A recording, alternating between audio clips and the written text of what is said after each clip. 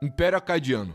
Primeiro império da história da humanidade. Fundado em 2400 a.C., na Mesopotâmia. Os acadianos foram os primeiros a dominar um povo estrangeiro e impor sua cultura, quando forçaram os sumérios a adotar seu idioma e costumes. Antes do homem usar papel ou ferro, o rei Sargão conseguiu criar um império que ia do Golfo da Pérsia até a Síria, e ele já se considerava o dono do mundo. A economia dos acádios era, obviamente, agrícola. Por isso, depois de um período de secas, os reis perderam a capacidade de governar, e a Acádia acabou depois de 180 anos, dando origem a uma pequena idade das trevas na antiguidade. Centenas de anos depois, a Acádia foi base para muitos outros impérios, como a Babilônia, a Assíria e o próximo. Império Persa. Os persas são um império com várias encarnações, inclusive até hoje, mas nós vamos falar da mais influente de todas, o Império Aquemênida, o primeiro a se estender por 3 continentes. Ele foi fundado por Ciro o Grande em 550 a.C., e também teve outros grandes imperadores, como Dário. Só que o mais famoso de todos é o Xerxes, que invadiu Esparta e fez uma massagem no Leônidas, no filme 300. Eles são responsáveis por muitas inovações políticas e tecnológicas, como liberdade religiosa, uso de tropas de elite no exército, correios e estradas para comunicar as cidades. Eles basicamente inventaram o imperialismo de verdade, dando uma lição para os grandes impérios que viriam depois, principalmente sobre como adaptar e coexistir com a cultura de um povo dominado. Eles o Império da Lista. Império Macedônico. Foi muito curto, mas extremamente influente. O Império Macedônico é a obra completa da vida de Alexandre o Grande, que em 300 a.C.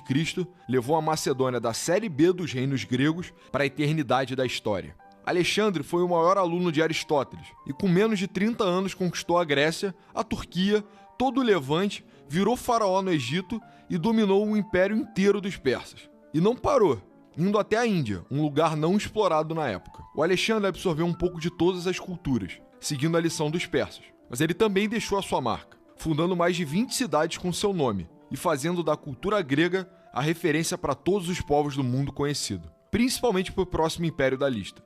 O problema é que com 32 anos ele morreu misteriosamente, e sem um herdeiro claro. Por isso o império acabou, com todas as suas conquistas sendo divididas entre os seus generais. Império Romano.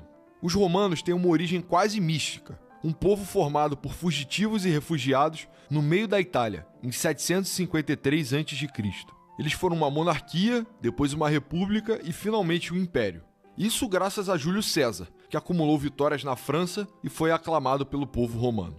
O sucesso e a longevidade do império foi possibilitado pela capacidade dos romanos de conciliar ordem e inovação. Eles revolucionaram o exército, o direito, a engenharia, a medicina, a política e muito mais. Por isso o legado romano é sentido em todo o mundo, até hoje.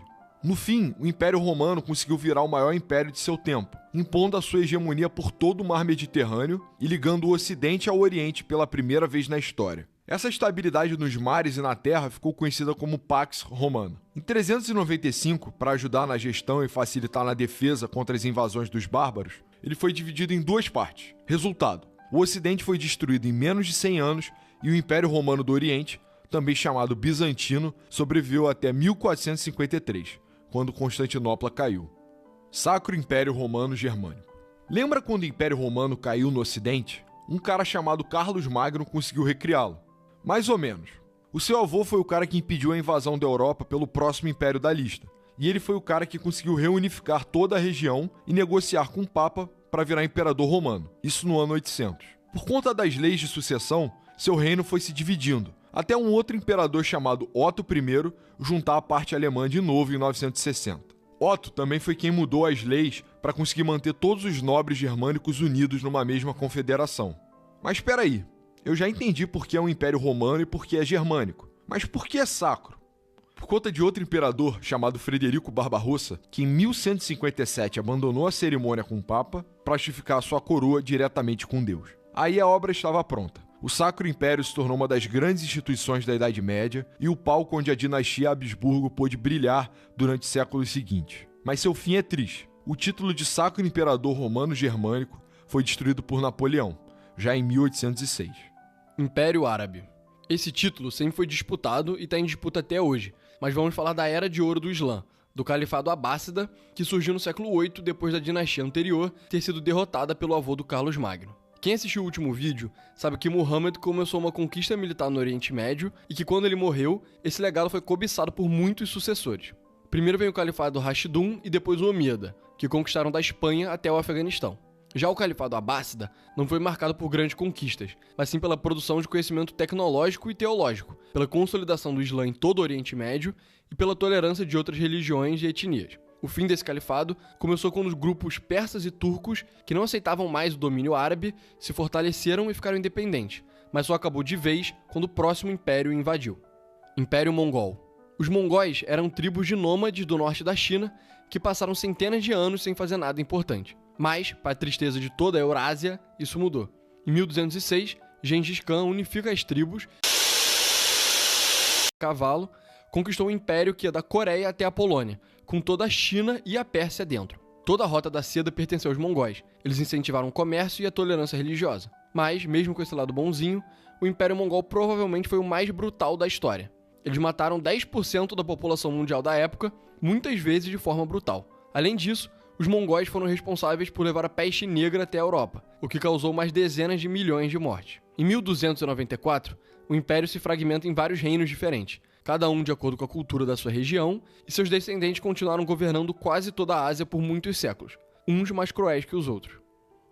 Império Mughal. Foi um dos sucessores do Império Mongol, fundado em 1526 por Babur, um descendente muçulmano de Gengis Khan. A conquista dos Mughals partiu do Afeganistão e se espalhou por quase toda a Índia, unindo os povos da região pela primeira vez em centenas de anos, graças ao uso de armas de fogo. Eles incentivaram o comércio com as potências europeias e conseguiram preservar a tolerância entre hindus e os muçulmanos, promovendo até uma religião mista. O Império Mughal cobrava impostos muito altos, mas promoveu manufaturas e urbanização na Índia e conseguiu se manter na região, mesmo como um invasor estrangeiro, graças ao apoio das elites indianas e, óbvio, com muitas e muitas armas. Eles atingiram seu ápice em 1700, mas a partir daí entraram num lento declínio graças à decadência de seus imperadores, da discriminação contra os hindus e o avanço dos europeus na Índia, até acabarem de vez em 1857. Império do Mali. Um dos grandes impérios da África Ocidental, nasceu no século XIII, com a ascensão do povo Mandinka em uma guerra sangrenta do príncipe Sundiata contra um bruxo pela reconquista da antiga capital do Império da Gana. Ou, pelo menos, essa é a história épica contada pelos griots, os guardiões da história oral da África. O nosso único relato escrito por alguém que esteve lá é do Ibn Battuta, o lendário viajante mouro, e ele relatou que o Mali tinha uma sociedade islâmica tolerante e uma estrutura parlamentar composta por várias tribos.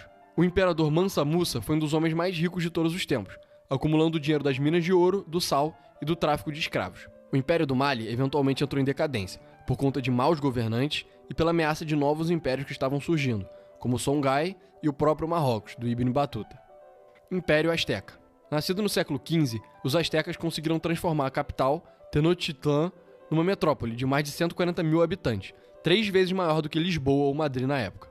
Claro, toda essa riqueza era sustentada com os tributos e escravos recolhidos de cidades menores no México. Os astecas ficaram famosos pela bravura dos seus guerreiros jaguar e pelos sacrifícios diários de centenas de humanos feitos para evitar a ira dos deuses. Mas, menos de 100 anos depois da formação do Império, o espanhol Hernán Cortés chegou, uniu as cidades oprimidas pelos astecas num grande exército e, sem querer, trouxe a varíola para a América. Assim, os astecas facilmente foram derrotados. Império Inca. Falando em ser conquistado pelos espanhóis, no século XV, o Império Inca conseguiu unir 10 milhões de pessoas sob seu governo, sem inventar a roda, sem ter cavalos, sem manusear nem ferro nem bronze, ou mesmo sem desenvolver uma moeda ou língua escrita. Os Incas conectaram todos os Andes com um sistema complexo de estradas e aprenderam a plantar nas encostas das montanhas.